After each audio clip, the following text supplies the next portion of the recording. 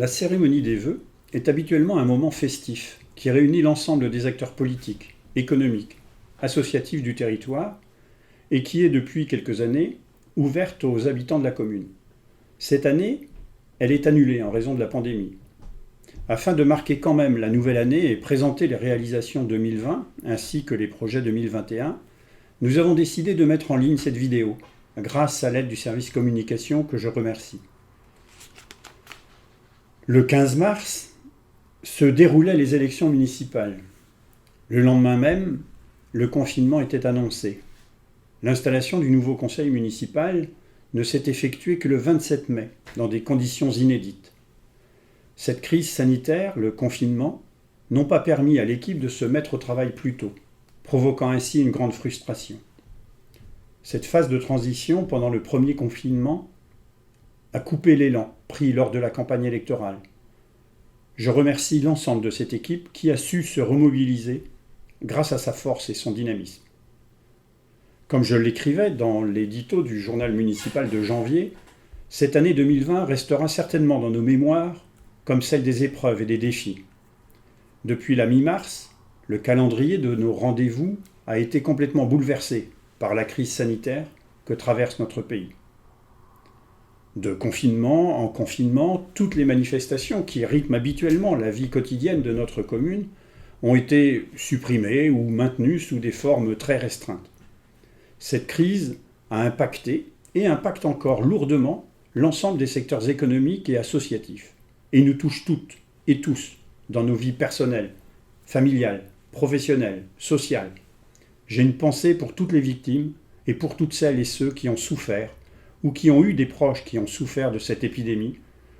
Et je veux dire notre gratitude et notre reconnaissance envers les personnels soignants qui ont été en première ligne de ce combat collectif. Je pense aussi à nos commerçants, nos artisans et à l'ensemble des acteurs économiques de la commune. Nous avons la chance d'avoir des commerçants et des artisans de qualité à Chavagne qui ont fait tous leurs efforts dans des conditions parfois difficiles pour rester ouverts lorsque cela leur était possible pendant les confinements et rendre service à la population. Chacun a pu apprécier l'importance de la vie économique locale, des bienfaits des circuits courts. Nous avons relayé le plan d'urgence et le plan de relance économique élaboré par Rennes Métropole pour leur venir en aide et soutenir les plus affectés par des mesures de sauvegarde. À l'échelle communale, dès la mise en place du premier confinement, nous avons déclenché le plan communal d'urgence sanitaire en nous appuyant sur la solidarité familiale de voisinage et citoyenne en complémentarité des actions de la Longère mises en place par le Centre intercommunal d'action sociale. Par ailleurs, la commune a remis un masque en tissu réutilisable à chaque habitant. Lors du second confinement, une cellule composée d'agents et d'élus a été constituée afin d'organiser une veille téléphonique en direction des personnes âgées de 80 ans et plus. Il s'est agi d'établir un contact pour prendre des nouvelles et s'assurer que tout va bien. L'objectif étant de repérer les éventuels besoins et déployer les aides nécessaires en s'appuyant sur les réseaux locaux. Le groupe a par ailleurs préparé une alternative au repas des aînés qui lui aussi a dû être annulé. La décision a été prise d'offrir un colis gourmand à tous les foyers dont une personne au moins est âgée de 73 ans et plus. Les élus sont allés le leur apporter le 12 décembre dernier. Dans une démarche de soutien à l'économie locale, les commerçants chavagnais ont été sollicités afin de fournir les différents produits. Pour rester dans la dynamique intergénérationnelle, en place depuis plusieurs années pour l'organisation de ce temps festif, une équipe de l'espace jeune s'est mobilisée afin de participer au garnissage des paniers avec l'aide d'élus et d'agents. Les élèves des écoles et les enfants fréquentant l'accueil de loisirs ont également souhaité passer un message d'amitié en réalisant un dessin qui a été joint à chaque panier. Cette année 2020 a donc été très perturbée dans tous les domaines. Sur le plan éducatif, les équipes des services périscolaires et les enseignants ont beaucoup travaillé pour accueillir lors du premier confinement les enfants des personnels soignants et nécessaires à la gestion de la crise. Il a fallu ensuite élaborer plusieurs protocoles sanitaires pour accueillir les enfants au quotidien, en toute sécurité, sur tous les temps de la journée, le temps scolaire, périscolaire, les temps du midi et restauration. Du côté du service jeunesse, la crise sanitaire a provoqué les mêmes perturbations et les mêmes adaptations des protocoles sanitaires, ce qui a entraîné un développement d'activités virtuelles pour pallier l'impossibilité de se retrouver. Sur le plan culturel, les événements traditionnels tels que le salon de printemps, la fête de la musique et la semaine sans télé n'ont pas pu avoir lieu cette année. Pendant l'été, nous avons mis en place les arts d'été, avec entre autres une exposition de photos sur les murs extérieurs de la bibliothèque. Cet événement a reçu un accueil favorable et pourrait être renouvelé. Pendant le confinement, pour pallier la fermeture de la bibliothèque, les agents ont proposé un système de prêt à emporter et ont proposé également aux personnes de plus de 80 ans un accompagnement personnalisé de livraison à domicile de livres dans le respect des gestes barrières. Sur le plan associatif, il en a été de même. L'essentiel de la programmation associative a été annulé. Les activités sportives, culturelles, sociales, de loisirs se sont arrêtées. Les divers championnats ont été très perturbés, les rencontres sportives ont été souvent reportées. Le monde associatif souffre beaucoup de cette situation et s'inquiète pour la suite. C'est tout le lien social qui se dissout peu à peu, alors qu'il n'a jamais été autant nécessaire. Sur le plan de la communication, la crise sanitaire nous a encouragés à proposer un service de proximité. Chacun peut maintenant recevoir directement sur son téléphone portable des informations en temps réel, diffusées par la municipalité autour de la vie communale avec l'application Panneau Pocket. C'est un moyen de communication supplémentaire qui vient compléter les moyens plus traditionnels que nous avons déjà, le journal d'information municipal, la lettre, le guide pratique de rentrée, le site internet, le panneau d'information électronique, qui sont en perpétuelle évolution. Sur le plan financier, cette pandémie a aussi eu un impact important sur le budget communal. Les coûts directs supplémentaires sont environ de 25 000 euros avec les achats de masques, de gel, de produits d'entretien divers. Ceux-ci pourront cependant faire l'objet d'un amortissement sur 5 ans. Les moindres recettes dues notamment à la fermeture des cantines scolaires lors du premier confinement et à l'interruption des activités périscolaires ne sont pas totalement compensées par les diminutions de dépenses, d'énergie, d'alimentation, de transport, les annulations de fêtes et de cérémonies. La perte sera environ de l'ordre de 70 000 euros par rapport à l'année 2019. Les effets ne seront pas neutres, les conséquences seront surtout visibles sur le budget 2020, mais se répercuteront également en 2021. La première partie des travaux de l'école élémentaire publique a été achevée. Ces travaux apporteront des améliorations sur les plans énergétiques, thermiques, acoustiques, sur la qualité de l'air, pour un confort des usagers, enfants et enseignants. Le coût de ces travaux s'est élevé à 750 000 euros. Ils ont été rendus possibles par un fonds de concours créé par la métropole, mis en place pour soutenir l'investissement des communes. Le projet de Chavagne en a bénéficié à hauteur de 216 000 euros. Le quartier de la Touche a aussi participé par un reversement de l'aménageur territoire public à hauteur de 110 000 euros. Enfin, il a bénéficié d'une subvention de l'État de 185 000 euros. Le reste est resté à la charge de la commune, financé sur ses fonds propres et par l'emprunt. En 2021, malgré la crise sanitaire, les projets annoncés seront maintenus. La gestion rigoureuse des finances communales permettra de confirmer le programme présenté lors de la campagne électorale et de respecter le plan pluriannuel d'investissement qui comprend notamment les évolutions des équipements scolaires et périscolaires.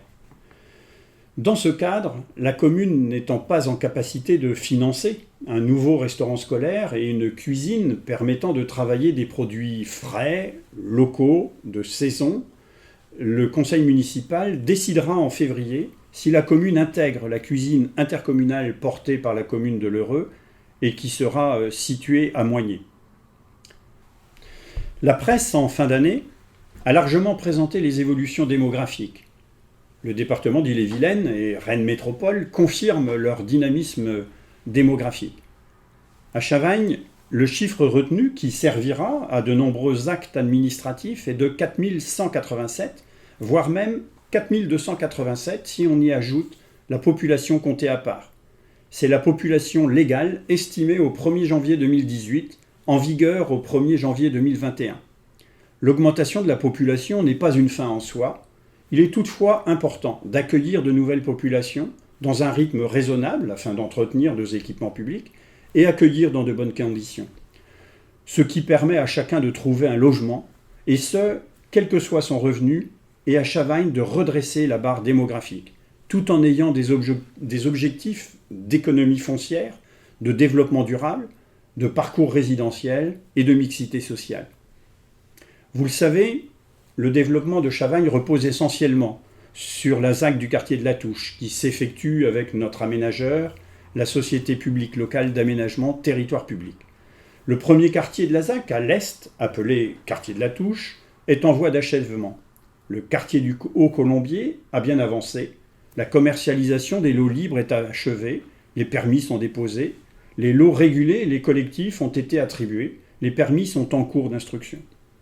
Certains programmes sont conçus en matériaux biosourcés et visent à être certifiés bâtiments passifs.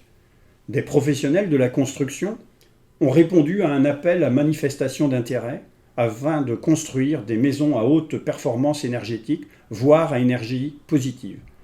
Comme vous le voyez, ce quartier, qui prévoit la construction de plus de 160 logements, a trouvé son rythme de construction. Les programmes vont se poursuivre sur ce quartier en 2021. Il faut donc maintenant poursuivre sur le quartier central appelé quartier des Confluences. Au cours de l'année 2020, les études ont été lancées sur le quartier des Confluences. Les fouilles archéologiques sur ce dernier secteur viennent de se terminer. Elles ont mis en évidence la présence des fermes organisées en villages datant du haut Moyen-Âge, c'est-à-dire du 7e au 10e siècle de notre ère. Les traces des habitations montrent une activité agricole importante, et notamment sur l'exploitation du chanvre, c'est ce qui a donné l'origine du nom Chavagne. Il faut noter aussi l'intégration de la ferme de la Touche dans l'opération d'aménagement. C'est donc notre aménageur, la Société publique locale Territoire public, qui a racheté à Rennes Métropole ce bien qui était en portage foncier et a soulagé ainsi les finances communales. D'autres projets immobiliers se sont concrétisés en cœur de ville. Il y a le programme Carré Vert, porté par Aiguillon, qui est maintenant achevé. Ce programme accueille un pôle santé et un pôle médical, ainsi que des logements locatifs et en accession. L'autre programme, appelé Cœur de village, porté par le groupe Gilles-Boire, et qui comprendra 13 logements répartis sur 2 bâtiments, a commencé, comme vous l'avez pu le voir. Les logements du rez-de-chaussée seront adaptés pour des personnes âgées. Ces 2 programmes sont conçus pour compléter l'offre de logements en parcours résidentiel. Ils viennent en complémentarité de la résidence Elena, inaugurée en 2017, qui, elle, propose un habitat locatif social accompagné, adapté pour les aînés. Par ailleurs, le programme Le Clos des Bruyères se poursuit et doit être achevé en 2021. Ces évolutions sont rendues possibles par le programme local de l'habitat de Rennes Métropole qui permet de construire des logements grâce aux financements qui sont associés. La nouvelle équipe s'est déjà engagée dans de nombreux projets dans le cadre de ces coopérations intercommunales. Sur le plan des mobilités, par exemple, le plan de déplacement urbain, approuvé en 2020 à Rennes Métropole afin de répondre à des enjeux majeurs pour le territoire, tels que les besoins croissants de mobilité, tout en baissant de 40% les émissions de gaz à effet de serre d'ici 2030, a prévu d'agir sur tous les modes de déplacement pour changer les comportements de mobilité quotidienne en favorisant le transport en commun et l'intermodalité. De très nombreuses actions sont prévues à l'échelle de la métropole, la réalisation du réseau express vélo, les liaisons entre communes, la sécurisation des aménagements cyclables, l'amélioration des liaisons et des performances des transports en commun, suite à l'ouverture de la ligne B de métro et au redéploiement des lignes de bus. Le covoiturage, pour limiter le nombre de véhicules et donc les congestions. À l'échelle communale, un forum de la mobilité a été organisé le 19 septembre dernier, qui a été suivi d'une rando vélo en partenariat avec l'Heureux et Mordel. Le travail est engagé avec les services de la métropole pour l'élaboration du plan de déplacement communal, la révision du schéma directeur vélo pour les connexions avec les communes voisines et avec le réseau express vélo, l'évolution de la ligne de bus 56 et 156, la création de pistes cyclables. Sur le plan des transitions, La commune a participé à la semaine européenne de réduction des déchets en 2020, dans son format adapté au confinement. Cette opération sera reconduite en 2021 afin d'engager la réduction des déchets sur le territoire communal. La rénovation énergétique des bâtiments communaux va se poursuivre. Un état des lieux écologiques et un inventaire de la biodiversité seront effectués. Sans citer tous les travaux et investissements prévus en 2021, j'évoquerai la convention de portage foncier qui avait été souscrite en 2006 pour la ferme des Bars avec Rennes Métropole arrive à son terme. La commune doit donc racheter ce bien. Les travaux de transformation de l'ancienne ferme des Bars en restaurant scolaire satellite commenceront dans quelques mois. Au nouveau cimetière du Champ-Fleury, un columbarium et un jardin du souvenir seront créés. Le déploiement de la fibre optique se poursuit, très attendu par tous, et en particulier par les acteurs économiques. Des travaux importants de rénovation des canalisations d'eau potable seront effectués dans la suite de ceux qui ont été effectués en 2020 pour supprimer notamment les canalisations amiantées.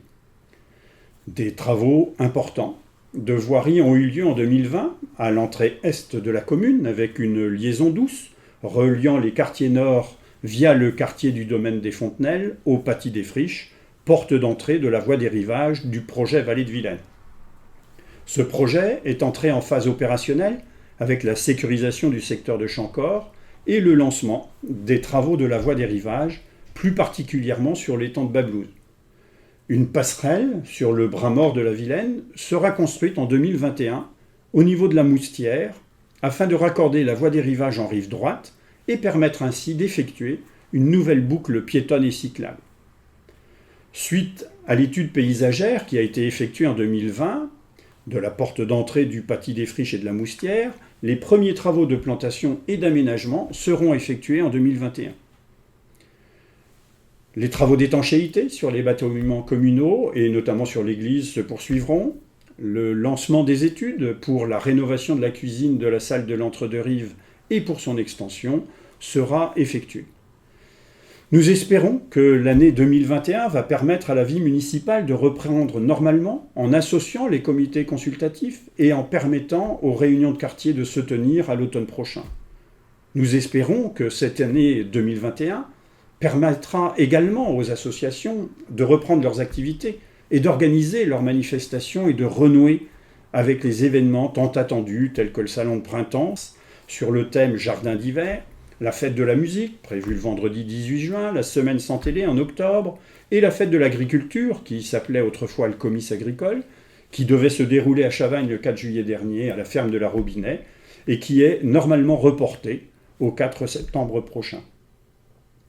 Avant de conclure, je veux remercier ici l'ensemble des collègues élus du conseil municipal, ceux du groupe majoritaire ou minoritaire d'avant les élections, qui ont vu leur mandat prolongé de quelques semaines, et ceux du nouveau conseil, issus des élections de mars, pour leur engagement au quotidien, au service de l'intérêt général, des Chavagnaises et des Chavagnais, pour le travail accompli et leur disponibilité.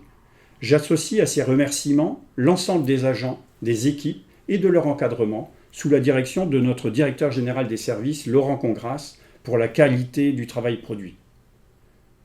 Je tiens à vous présenter, au nom de toute l'équipe municipale, mes meilleurs vœux, en souhaitant à chacune et chacun d'entre vous une excellente année et surtout une bonne santé, ainsi qu'à vos familles et tous ceux qui vous sont chers.